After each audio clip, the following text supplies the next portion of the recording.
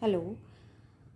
Next topic which we are going to discuss is factors affecting all the three decisions, that is investment decision, financing decision and dividend decision. In this video we'll discuss investment decision and financing decision first. ठीक है, देखो investment decision क्या है कि firm को कितने funds की requirement है. ठीक है, long run and short run में क्या रिक्वायरमेंट होगी फाइनेंस की. That is investment decision.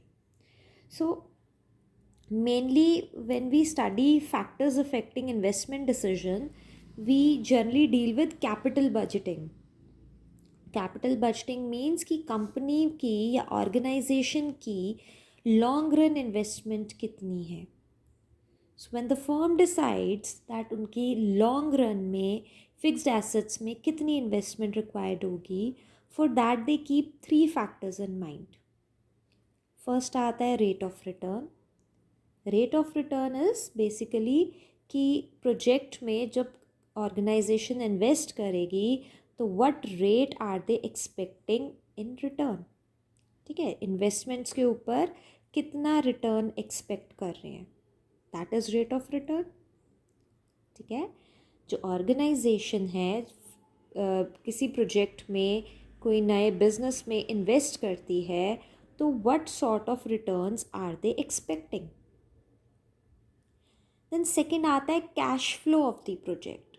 So once the firm invests the money and starts the business, so every year what sort of cash flows are they projecting, what type of cash flows are they expecting कि मतलब every year 8 lakhs का return आएगा या फिर मतलब earning before interest and tax कितनी होगी. सम you can say कि अप्रॉक्सीमेट आइडिया कि फर्म का कैश फ्लो कितना होगा. कि अगर 80 lakhs का प्रोजेक्ट है तो एवरी ईयर 10 lakhs की अर्निंग होगी या प्रॉफिट 10 lakhs के होंगे, तो किस तरह का कैश फ्लो होगा. लास्ट आता है इन्वेस्टमेंट क्राइटेरिया इन्वॉल्व्ड.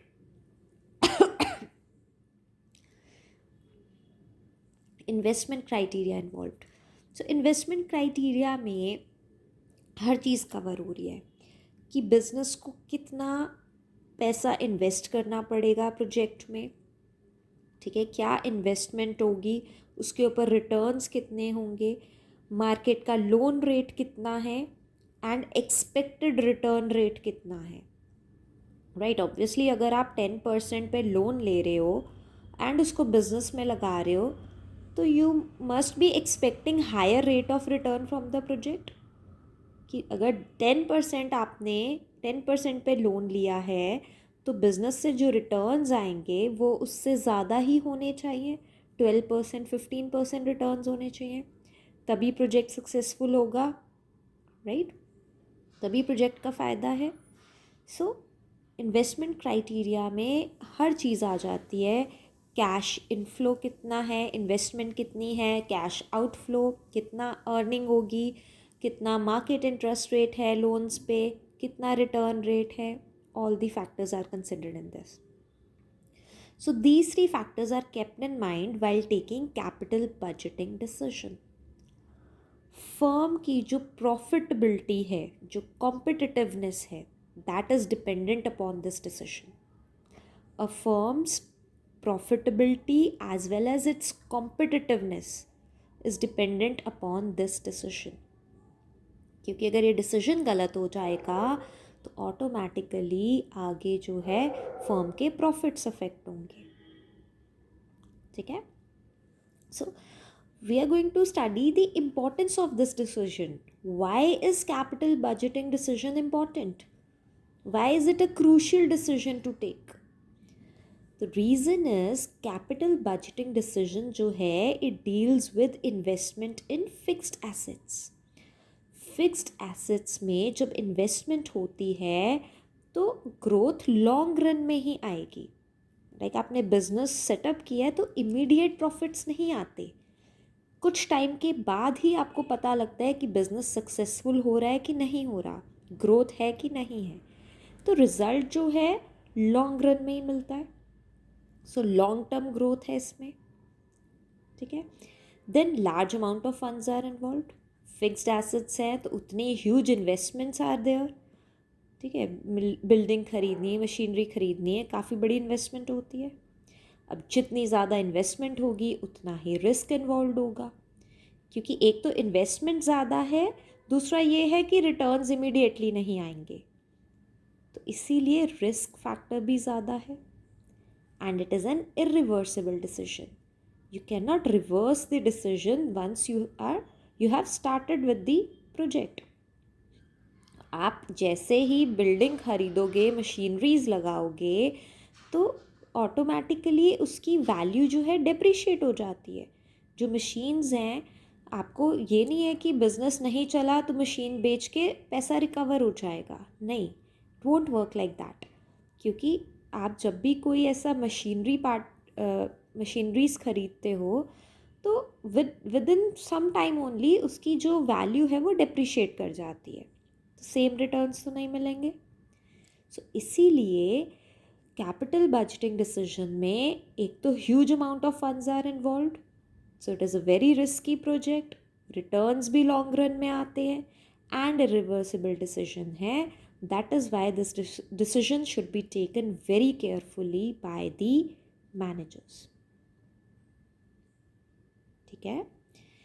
नेक्स्ट आता है factors affecting financing decision. Financing decision deals with deciding the source of finance, debt और इक्विटी। सो ध्यान से देखना, कैश फ्लो पोजीशन, फर्म की कैश फ्लो पोजीशन रेगुलर है, रेगुलरली फंड्स आते रहते हैं, ठीक है। यू कैन से कि कंपनी को रेगुलर इनकम आती रहती है, इन्वेस्टमेंट्स की हुई हैं, रेगुलर इनकम आ रही है, बिजनेस अच्छा चलता है इसीलिए रेवेन्यू जनरेट होता रहता है। तो in that case which source is more suitable?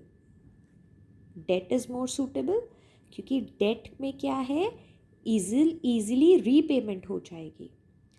Date में क्या है कि जो मंथली इंस्टॉलमेंट्स है, इंटरेस्ट है, that can be easily repaid if the cash flow position is regular.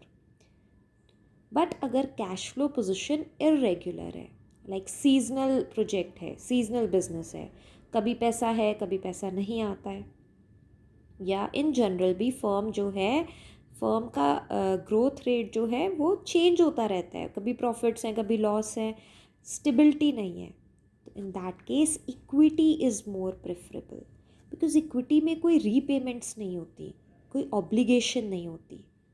Date में ऑब्लिगेशन आ जाती है to repay them, debt has to be repaid on time, ठीक है। So that is cash flow position. Next आता है fixed operating costs. Fixed operating cost means firm के fixed खर्चे कितने हैं। फिक्स खर्चे कौन से होते हैं? ऑलरेडी जो लोन ले रखा है उस पर इंटरेस्ट जा रहा है, प्रेफरेंस शेयर्स वालों को प्रेफरेंस डिविडेंड दिया जाता है, वो फिक्स्ड रेट पे होता है, and any kind of fixed costs like salaries, wages, electricity bill, जो कि कंपनी के मंथली एक्सपेंसेस हैं एंड फिक्स्ड एक्सपेंसेस हैं।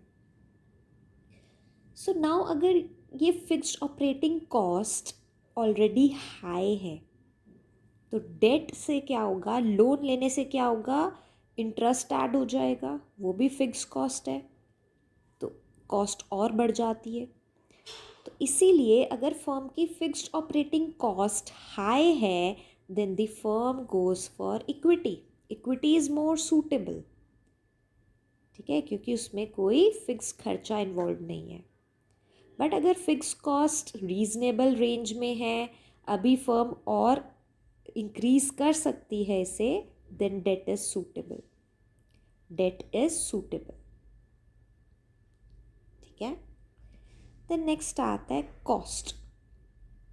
कॉस्ट में ये देखा जाता है कि दोनों में से कौन सा सोर्स चीपर है, which source is cheaper to raise the finance, debt और इक्विटी। जनरली डेट को चीपर सोर्स ऑफ फाइनेंस माना जाता है, ठीक है, debt is cheaper, as compare to equity. Next आ गया risk. Now which is more risky, debt और इक्विटी? डेट ज़्यादा रिस्की है। वाई? बिकॉज डेट के साथ फिक्स्ड ऑब्लिगेशन आती है to repay it on time.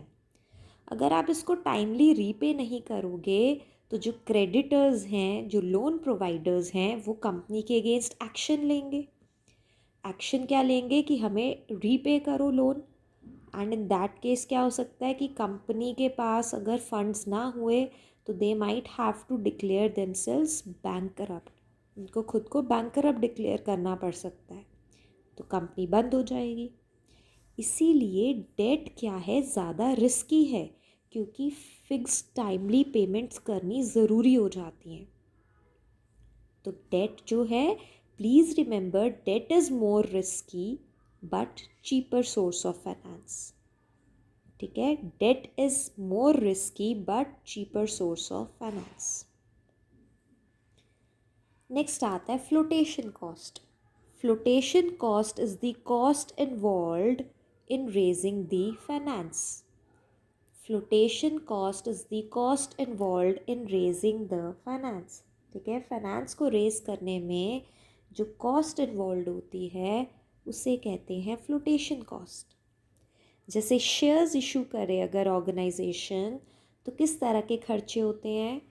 Commission देनी पड़ती है, ठीक है, ब्रोकरेज देनी पड़ती है, बैंकर्स इन्वॉल्व होते हैं, उनके एडमिनिस्ट्रेटिव एक्सपेंसेस आ जाते हैं।